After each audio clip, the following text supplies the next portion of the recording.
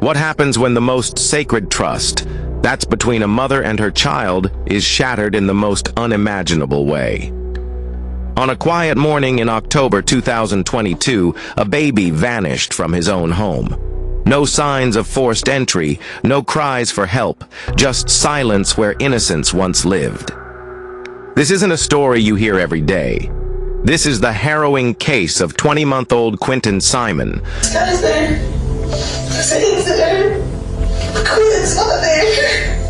I can say that somebody else will understand that. It smells like vomit. A toddler whose disappearance would ignite a desperate search, tear apart a family, and leave a community haunted. But as investigators peel back the layers, the truth that emerges is darker than anyone could have expected. Before we begin, our hearts go out to the family of baby Quinton Simon. No one should ever have to endure the loss of a child.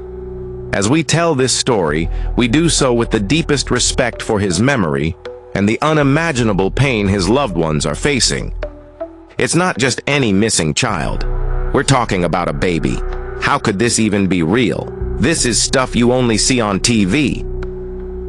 Welcome to True Crime Diaries. This isn't just a story. It's a journey into the heart of real-life tragedy, justice, and unanswered questions. As you watch, don't forget to like the video, share your thoughts in the comments, and subscribe for more gripping true crime stories that deserve to be heard. On the morning of October 5th, 2022, just after 9 a.m., a frantic call came in to 911 from a young couple in Chatham County. 28-year-old Daniel Incan and his 22-year-old girlfriend, Leilani Simon, reported that her 20-month-old son, Quinton Simon, had disappeared, possibly abducted from their own home. What was your emergency? Yeah, I just come 535 low culture road. We believe it's going to kidnapped. Yeah, they kidnapped? Get my son! Get my 11-year-old son! This place is empty, please! The mother told dispatchers Quinton was last seen wearing his blue Sesame Street shirt and black pants, clutching his favorite Mickey Mouse toy. But when she woke that morning, the front door of their home was wide open, a door that was never left unlocked or open. She searched the house in panic, under beds, couches, closets, but Quinton was nowhere to be found. She complained about her 1-year-old son is missing. She woke up, her door was open, so he's unable to open the door. I think someone came in and took him. Oh, I'm serious. Somehow the front door is open. My son's not in his blanket. Police arrived within minutes, with multiple units from different departments converging on the scene. The urgency was palpable. A baby had vanished without a trace. Maybe that maybe he could have followed you or something. Did you go anywhere? No, you made it yourself. Yeah, I couldn't go. Tried to pull him yesterday, so I went to go to the border jail, that was it. Detectives immediately sat down with Leilani, asking her to walk through the timeline of the previous day and night. Emotion that you're feeling right now, but it's difficult when you kind of think back last 24.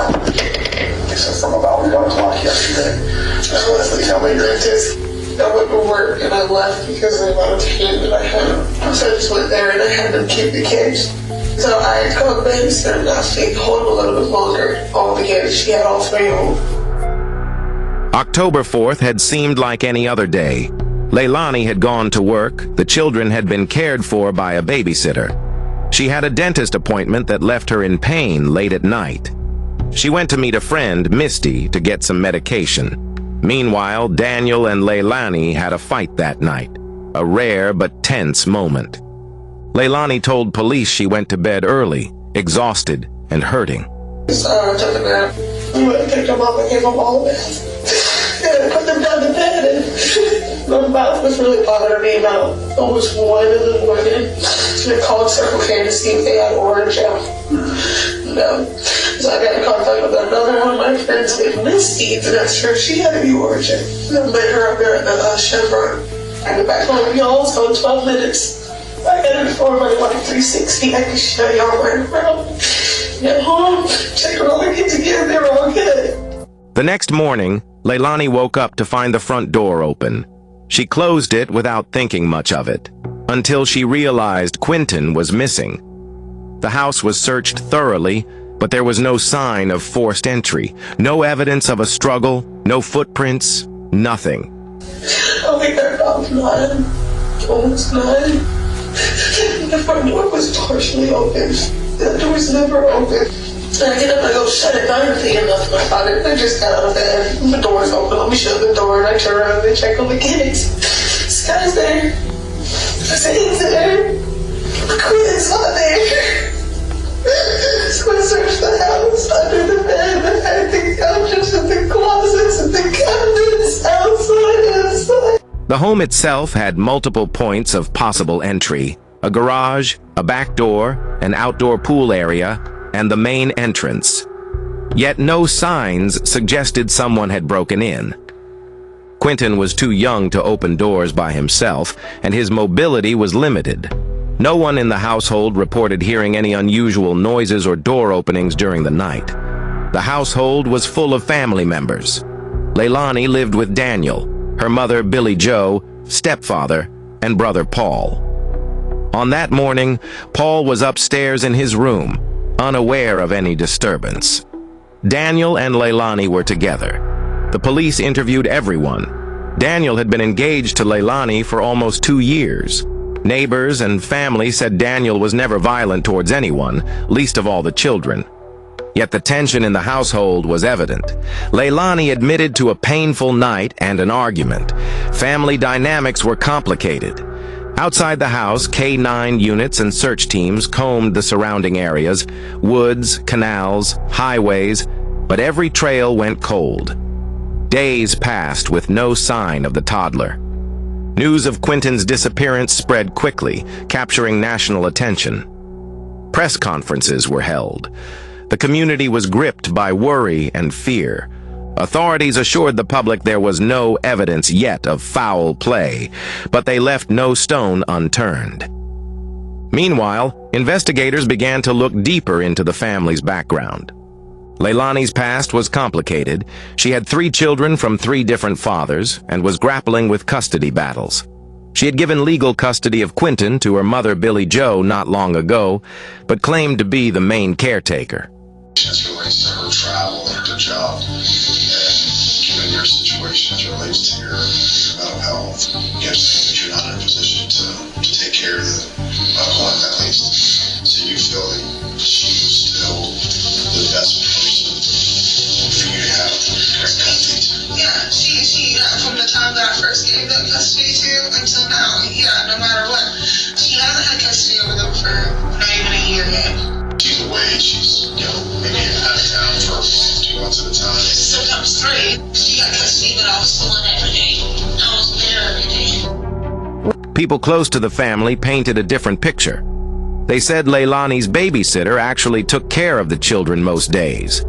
And soon, police discovered that Leilani had withheld key details, including cryptic text messages hinting at tensions and troubling situations. It's an output message from you that says turning on to her. To be honest with you, I was going to go pay back $20 for Danny. Daniel, that's who King is. That's Danny. He had $20 a week. The question haunting everyone: how does a 20-month-old toddler simply vanish from his home without a trace? Leilani's desperation was palpable. "I miss my baby. I just want to see my baby back home." If this story has you hooked so far, take a second to hit that like button. It really helps us reach more people who care about true stories like this one. Don't forget to subscribe so you never miss a case that matters. And if you've got thoughts or theories, drop them in the comments. We read them all. Investigators held on to hope, but the darkness surrounding Quinton's disappearance only grew thicker as more truths came to light. This was no ordinary missing child case. This was a tragic unraveling of trust, family, and a mystery that would haunt the community for months to come. Leilani had a history of drug use by this point and was already a convicted felon for larceny. She told investigators she went to the 204 area, a known drug-dealing hotspot, to meet a dealer and pay off a debt.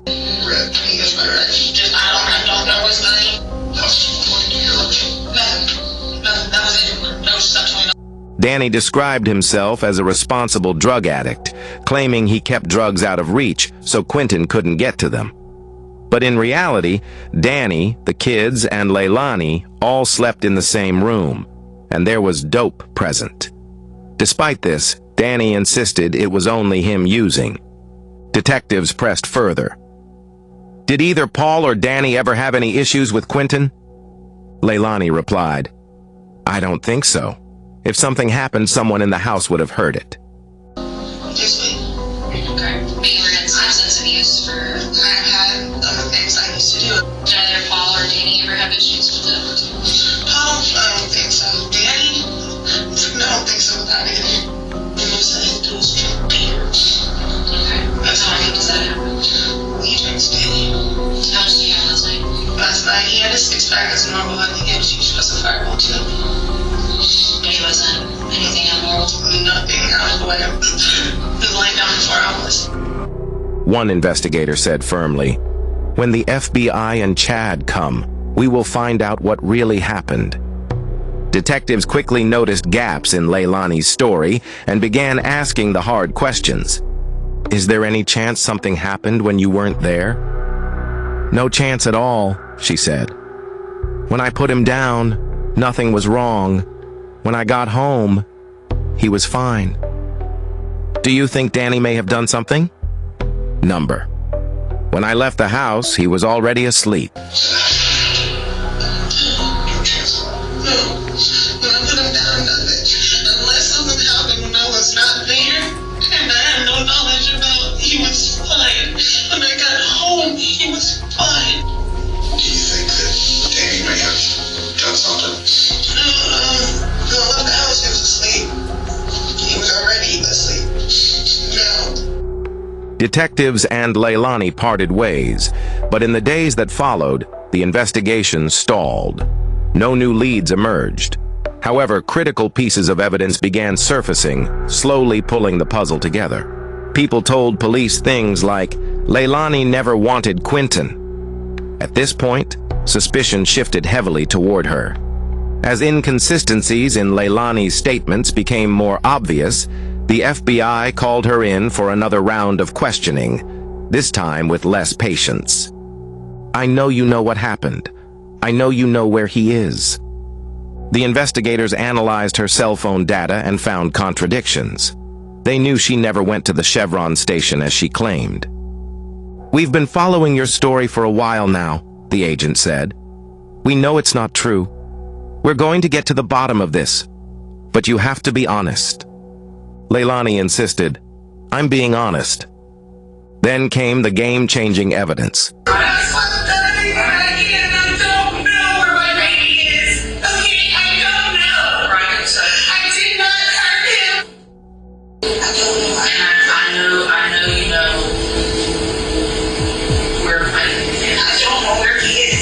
Story that you already told law enforcement, we've already analyzed data.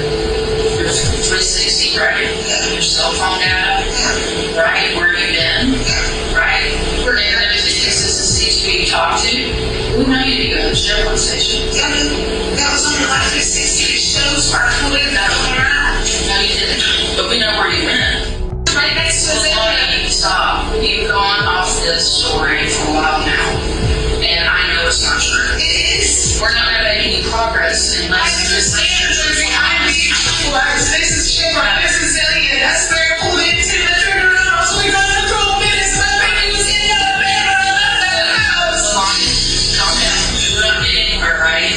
We're going to get to the bottom of this. But you have to be honest. I'm being honest. Surveillance video placed Leilani somewhere other than where she said she was. There's video showing you not at the Chevron station, but near it. Your phone data matches this. Leilani tried to explain. I was near the Chevron, but not exactly there. Surveillance, you were not at that Chevron. But we do know where you were at. I pulled into that Zillion. I saw her. I got the most at work. So when I pulled around, I told her that it was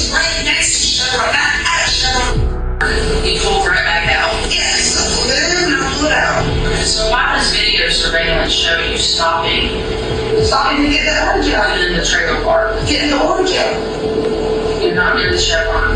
No, she lives in the Chevron. Police grew more aggressive. Surveillance showed Leilani's Dodge Journey stopped near the dumpsters at the Alia mobile home park, not the Chevron. Now the investigators doubted her truthfulness more than ever. When confronted about a person named Misty, Leilani claimed she had seen her recently. Police knew otherwise.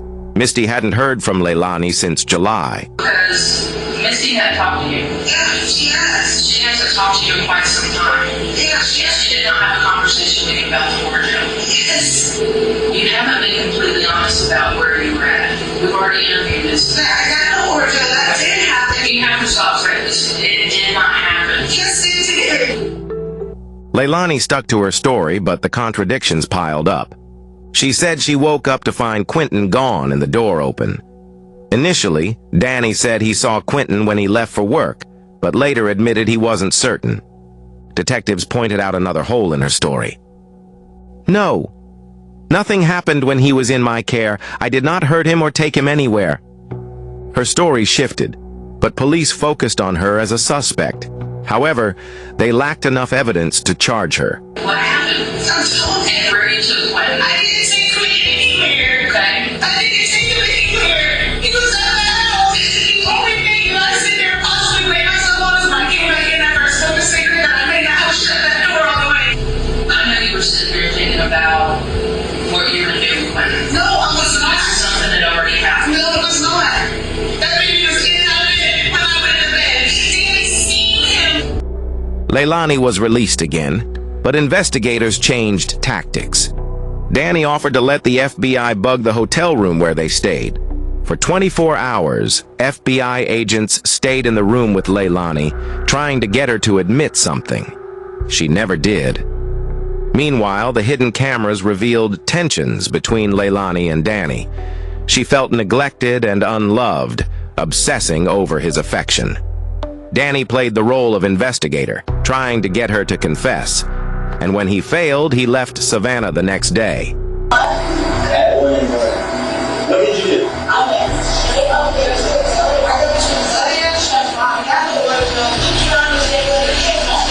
That's what you did? Yes. There was nothing else that I did. I came home and I went to bed. And I woke up to my baby gone. Do you understand me? You're walking along and support from the I thought would be on my side 100%. It's on the FBI side. And I wanted to be comforted. I wanted to be sat there and told that we're going to do our best. I did not want to stay here and be questioned the second time in a row by you about 1 o'clock. Detectives had hoped Quinton would be found safe, but evidence suggested otherwise. The Chatham County Police and FBI began an extensive search of the local landfill.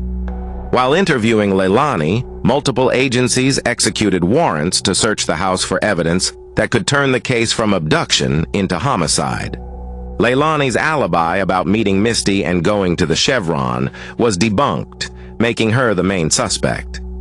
Despite unanswered questions, investigators pressed on, hoping to find justice for little Quinton Simon. Nearly a week after Quinton's disappearance, Leilani was brought in for another interview.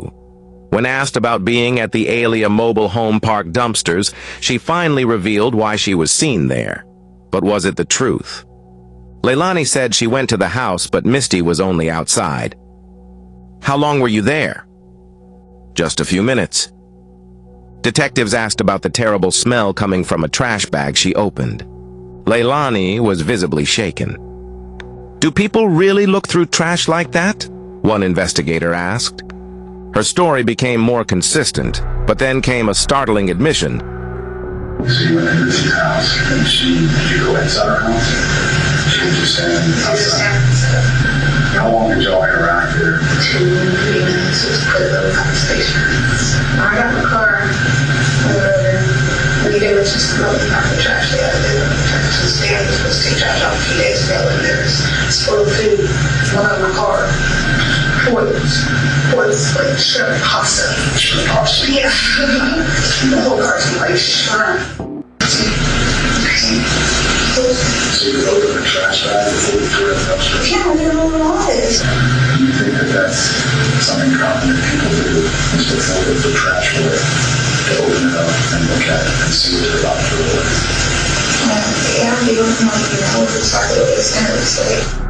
This is where Leilani admits that the original story wasn't true, that she never met Misty, and that all of these things were just theories clouded by her drug use.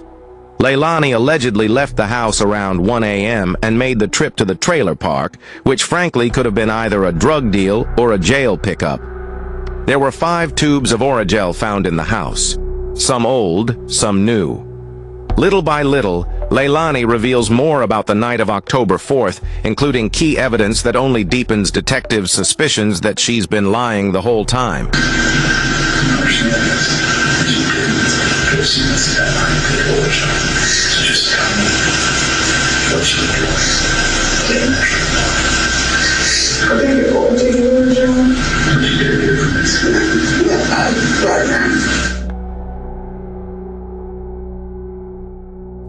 Now she admits she met the drug dealer not to pay off a debt, but to buy Percocet pills.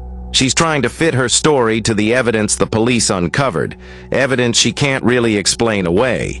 Initially, she lied about going to see the dealer. Imagine that, someone lying about visiting a drug dealer. But eventually, she told the truth.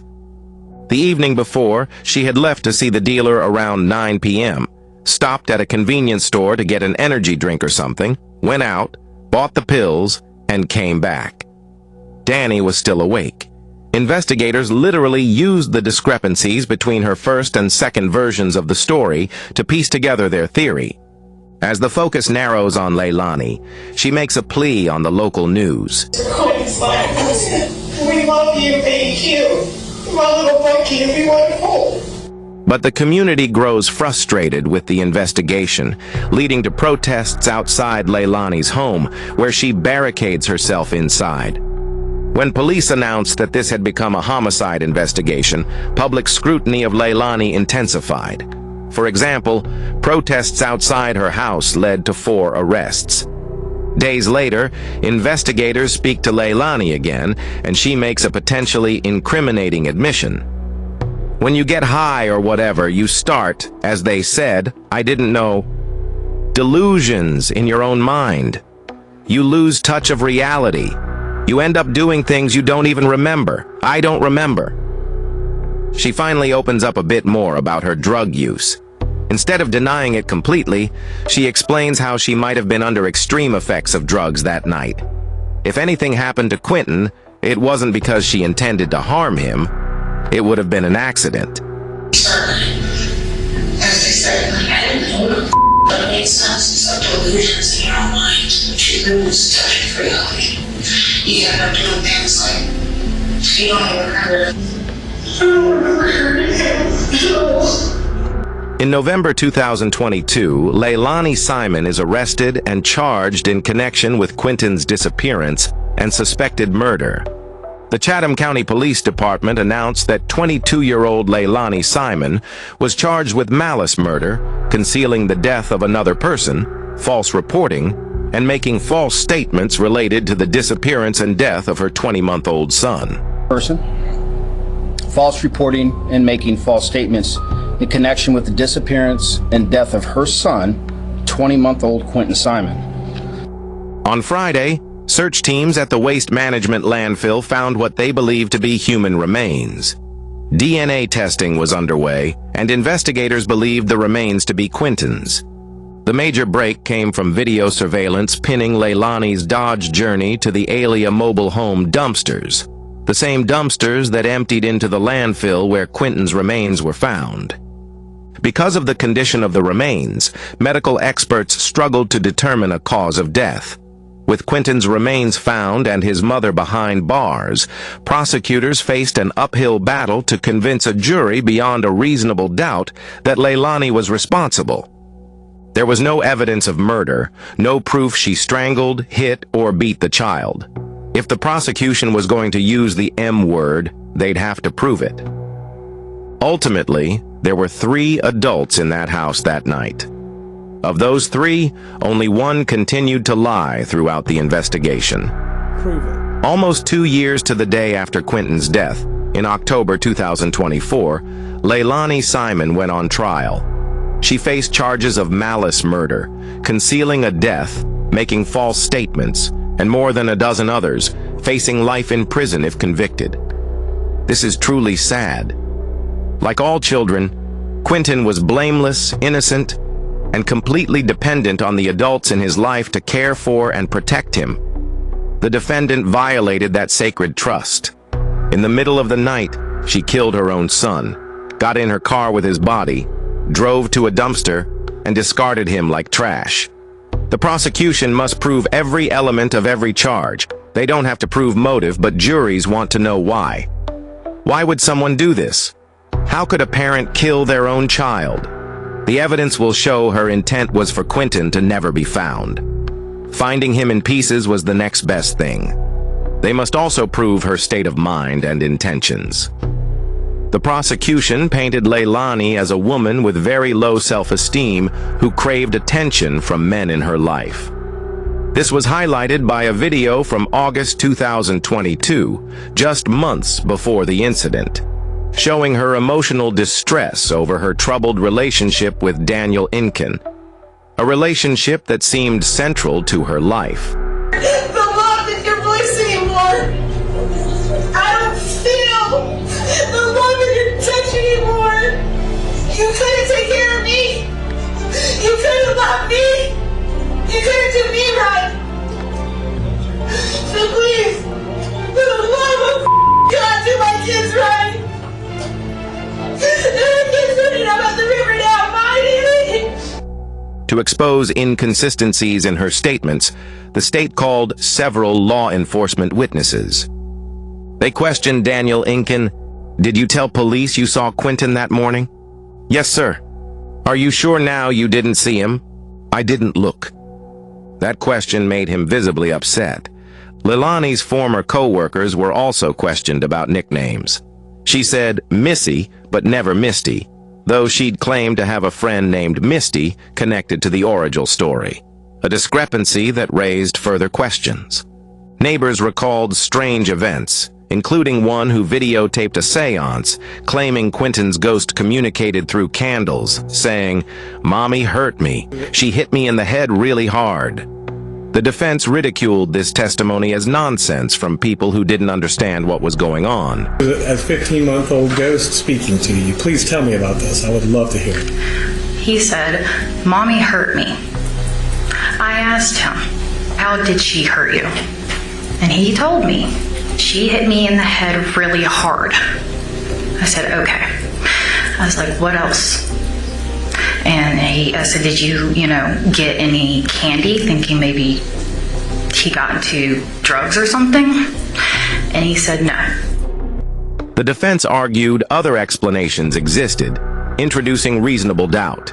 This case boiled down to rumor, gossip, speculation, and innuendo. The prosecution's conclusions lacked solid evidence. Leilani even pointed the finger at Danny. The state's strategy framed Leilani as a troubled party girl and a poor mother. Looking at the evidence objectively, it seemed Quinton had gotten into drugs. No evidence of murder, none, zero, zilch. The way it's presented this case has been basically to tell you that Miss Simon was a slut, a party girl, someone who lies, a horrible mother. All of these things could be true more or less to some extent, but none of these things have anything to do with the central question in this case. And they still haven't answered that question with evidence, not speculation. The central question in this case is, how did Quinton Simon die? Was it an accident? Was it a murder? What was it? They really don't have any idea about any of these things. They just have their best guess. There's no evidence that it was murder. None. Zero. Zilch. There never will be. You cannot speculate someone into a guilty verdict. After 6 hours of jury deliberation, the verdict was announced. Have you reached a verdict? Yes, we have. Was it unanimous? Yes, it was. We, the jury, find the defendant guilty of malice murder. Count 2, felony murder. guilty as charged. Leilani Simon was found guilty on all 19 counts in the murder of her 20-month-old son. Clearly, Quinton's life and death affected many individuals and the community. May there be peace somehow. Leilani Marie Simon was sentenced to life in prison with the possibility of parole, plus 10 years. The judge had only two options: life with or without parole. She chose life with parole, which signaled As follows: malice murder. We find the defendant guilty. Count 2, felony murder. We find the defendant guilty. Leilani Simon is found guilty on all 19 counts in the murder of her 20-month-old son, Quinton.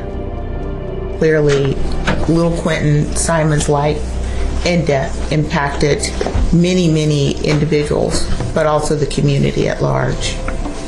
May there be peace somehow. Leilani Marie Simon, the court sentences you as follows: life with the possibility of parole, plus 10.